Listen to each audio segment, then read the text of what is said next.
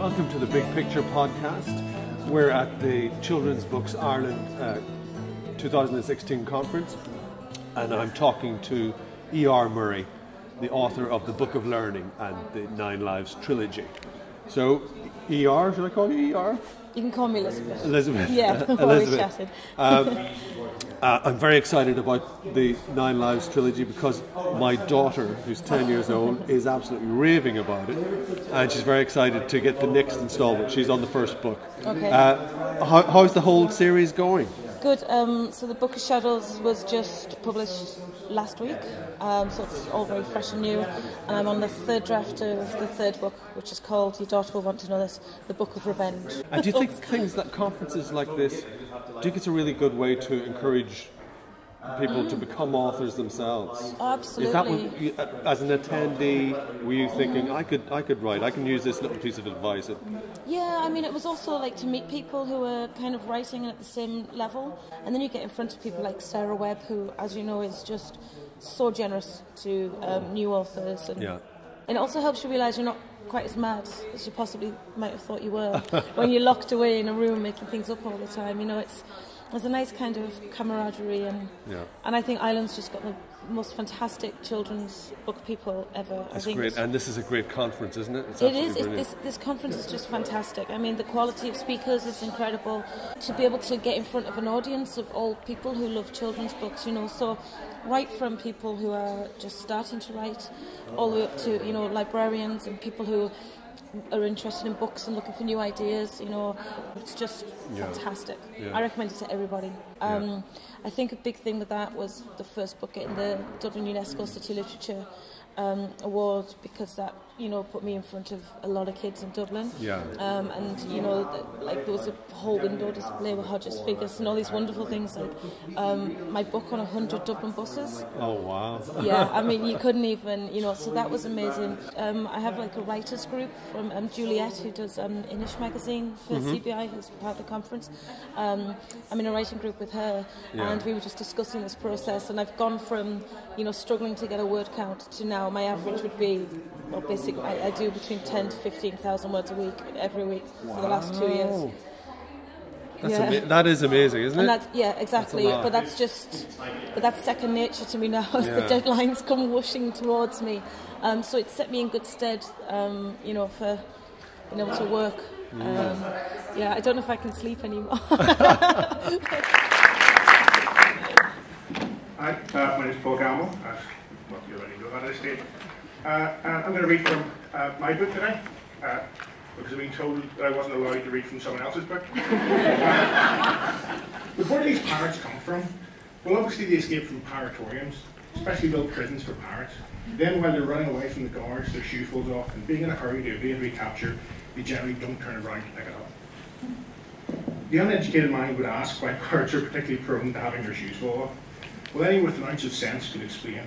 The pirate shoes are always falling off because pirates are notoriously bad at tying their laces. After all, it's incredibly difficult to tie a neat bow knot when one of your hands has been replaced with another. It's this state of affairs that caused Captain Buck Steerhawk to say the second wisest thing that a pirate has ever uttered. Lad, if you want to be a pirate, remember this.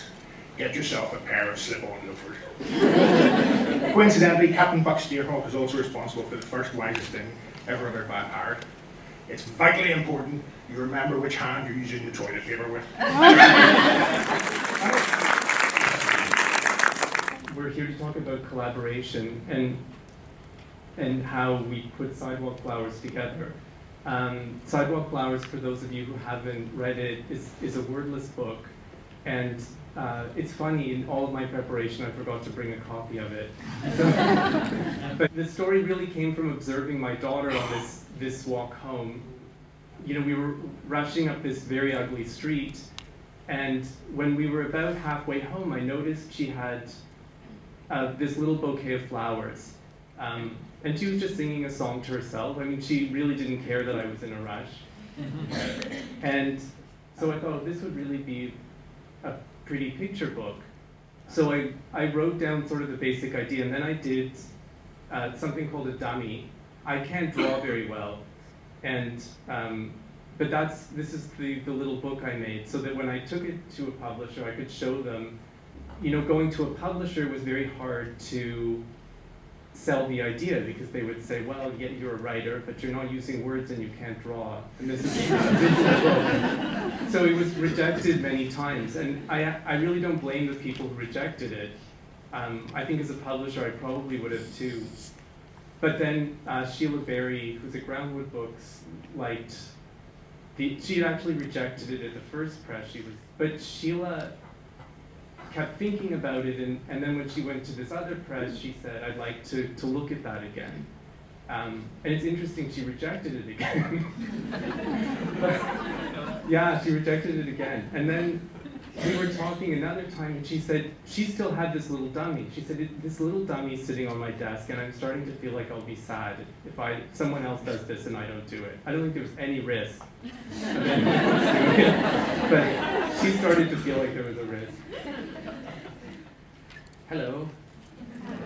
Okay, I'm going to introduce myself using a scrapbook I found recently from when I was in grade 5. Hi, my name is Sydney Smith, and I'm 10 years old. My birthday is May 8th.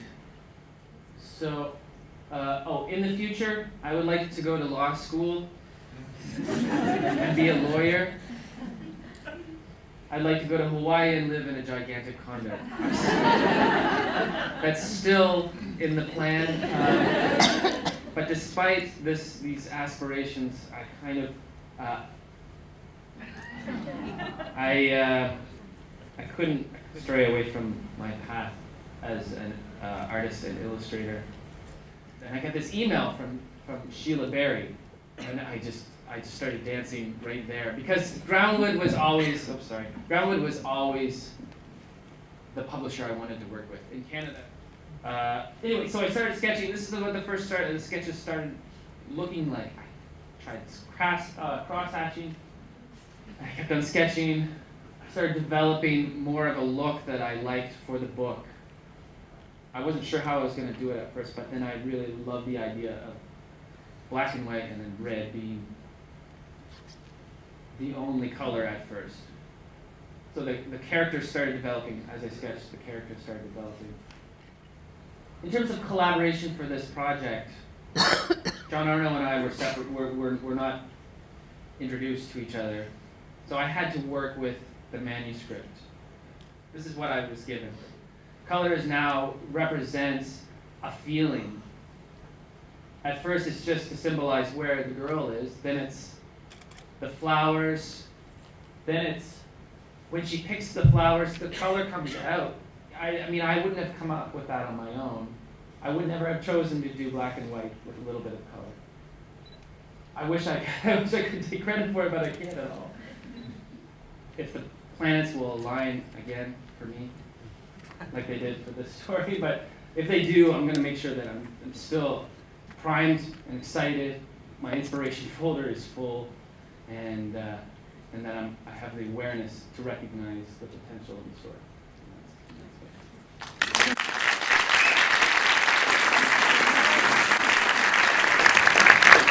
Thank you very much, and it's lovely to be back at Children's Books Ireland. This is my favourite event in the Children's Books calendar, bar none, and I think that the programming here is so incredibly thoughtful and inspiring. It's such a fantastic resource you have here in the team, and indeed all of you, and so it's particularly fantastic to be here with Manuela Salvi. As Elena says, Manuela has attracted some notoriety recently because two of her books, Girls Attached in its original edition and Sneakani Saf, a picture book, have been withdrawn from sale.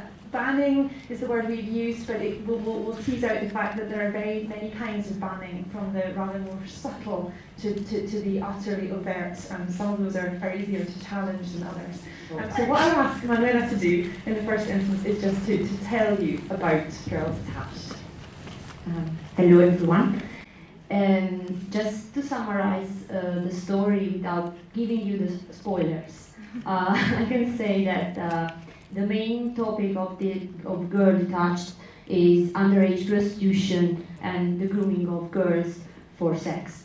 And the main theme, or at least what I intended to be the main theme of this book, is the influence of seduction on girls' identity today. Because, in my opinion, today seduction is offered to young girls as a source of power, and sometimes it's just the only source of power they are offered today. So I was interested in exploring how this issue can expose young girls to exploitations and abuse. So this is the general scenario of the book. Of course, there's a story, there are plot twists and subplots and everything, so it's not a documentary, it's a story, but this is the general idea of my book. Yeah. That sort of brings me on to Alexandra, the central character of Girl Detached, the narrator. She's just recently lost her grandmother, and Alexandra is thrown therefore into this new family scenario, and it's through new friends she meets there that she's introduced to Ruben, who ultimately goes on to groom her. Where did she come from? To me, she's very well realised, she feels very real. And so to what degree was she created to serve the story, or was the story created to serve Alexandra? Of course, she's a fictional character, but as I told you before, the research was very accurate. So it's like she's a collage of different real girls. So since I needed her to be naive, I decided to take all the real elements from real girls' lives, which were useful for this purpose. So yeah, it's like I think she feels real because she's a combination of real lives. So she sounds realistic because of that, I think. Can you tell us about what happened when the book was banned, was withdrawn from the market? How did it come about, and how do you feel about it? Basically, my colleagues, critics, and professionals in the children's publishing and the managers of book festival just decided to ignore the book and to ignore me. And I remember a manager of a very, very important book festival in Italy, maybe the most important one. She told me, I read your book, it's amazing. It could be English or American, she told me. And she said, but I can't invite you as a guest to the festival because I don't want to be in trouble. So that was the general atmosphere, just a lot of silence. Everything was tough, but I think now I'm happy. I'm very grateful to gatekeepers, Italian gatekeepers, because this is a dream for me. This is a chance of a life. So yeah, from a bad situation, a better life, I think, for me and my book. My ambition is to sell it back to Italy.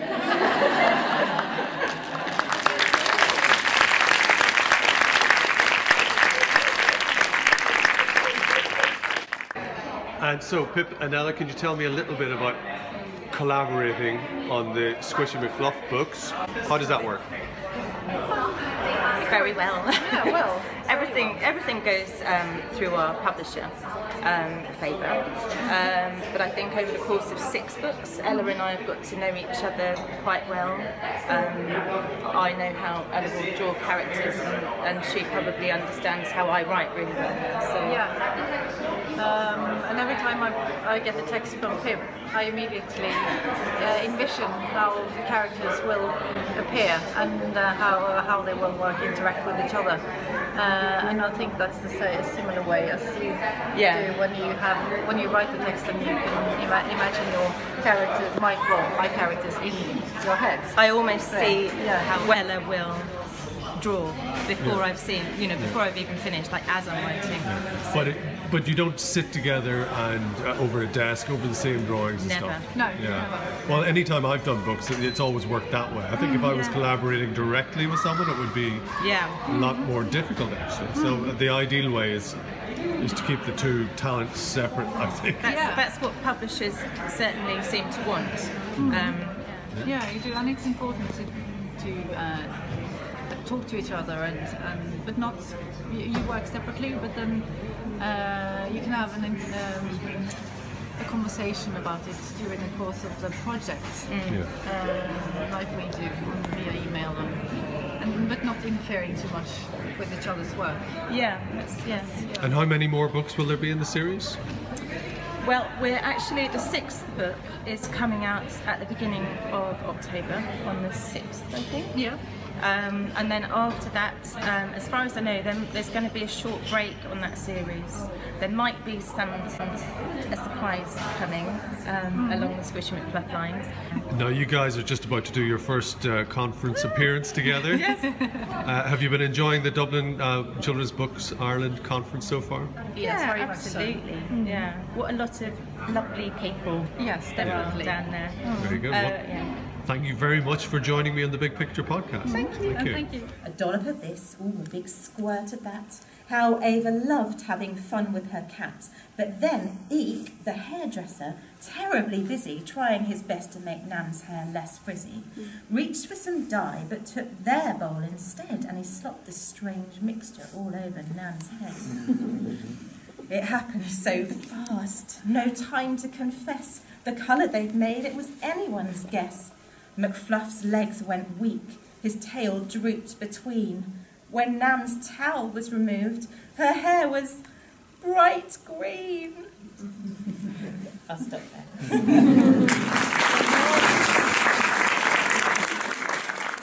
Stephen turned round to me with his mouth open in mock horror. What? I was sure it couldn't have been anything that interesting. He was just winding me up, trying to make me laugh, but I leant in to see anyway. He had his hand in the cupboard, and his body was turned around like he was shielding me from seeing something really shocking. I take it back, he said. What? The bit about him being boring? Well, you're going to let me see it. I tried to sound less interested than I actually was. Stephen broke out into a huge grin and pulled his hand out of the cupboard. He was holding a bra. A pink lacy bra with a pretty pattern embroidered in white onto each enormous cup. We forgot all about trying not to make a noise or who might hear us, and I laughed so hard I had to sit down in the armchair and hold my sides, and after a while there was no sound coming out. I was just shaking and trying not to breathe through the giggles and trying not to look at Stephen, because every time I did he was dangling the bra or wearing it on his head. Those huge cups, one over each ear. So he looked like Princess Leia in Star Wars, or slipping his arms through the straps and prancing around like an idiot. He always liked making jokes about religion or vicars, but they were normally the kind of jokes that made you feel like the person telling them wasn't really laughing on the inside. This was different. When we had recovered, I looked at him. He was still wearing the bra over his clothes, a big smirk on his face. It was like he'd won a prize. Well, I was not expecting that, he said. Great. It's children reading is so critical at the moment. It gets harder, I think, with the advent of more and more technology, isn't it? I mean, we have to learn, like George Bush, for man and fish need to coexist, but we need to coexist with books and games and whatever they have their heads in. I know there's sometimes when I'm talking to my kids and I say, drop the tablet, or drop the phone, and they say, I'm reading something. And I don't believe them. They're usually playing a game or reading manga or something inappropriate. But so yeah, I think we have to be kind of strict with the time that we let them on it. But coexistence is the key thing, because we're not going to get rid of them. No. And we have to find a way where kids, like whenever my kids get into books, they devour them, they love them. But once you put them down, you have to have something to slip into their hand immediately. Yes. Or else they go back to the old tablet. That's right. I had little nieces and nephews around my house this morning, and I do this Hansel and Gretel approach to books for kids, particularly young ones, which is just to have them strewn around the place, and don't tell them to read anything. And then they go, I want this crumb, and that crumb, and that crumb, and they quietly find themselves reading. And it's, that's just it. Stuff. Joined now by one of my favourite book people in Dublin, Conor Hackett, who's a book distributor effectively for my publisher, Walker Books, and many other publishers. Who else do you work with, Barefoot Conor? Books and Little Island, among others, and QED and some educational publishers. Yeah, and anyone who's on the book scene in Dublin has worked with Conor over the Probably years. You at some must have, stage. yeah. At some And Conor's going to tell us a little bit about his some of his favourite books at the minute, and I made him pick up one of mine as well. Well, we're here at the Children's Books Ireland annual conference, which has just been fantastic. And yesterday, PJ was in conversation with Ryan Tuberty, and it was just a fantastic session. And that was kind of in preparation for this big book that you're doing with Ryan next year, Patrick and the President. Mm-hmm. So we don't have a copy of that yet, but we do have. Well, and lots of your books, like John Howland, is sold out. But we can show this one, which is one of my favourite. Yeah, one of my favourites. Yeah, and just came across the sea. Chris Houghton has been at this conference a few times, and this is his new one, Good Night Everyone, which will have people falling asleep immediately upon reading it. But it's just a wonderful piece of illustration.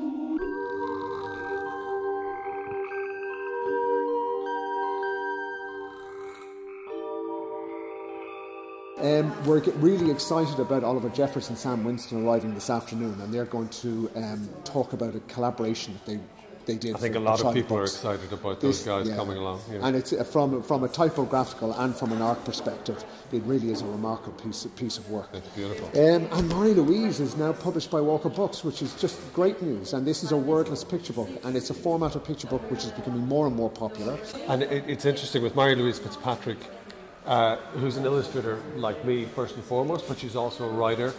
And Marie Louise has gone from doing picture books to doing novels, and now she's done a picture book with no words whatsoever. I know, so she's pretty much covered every base possible. Yeah. What's next? We don't know. We'll have to ask her. Yeah. Thank you very much, Conor Hackett. I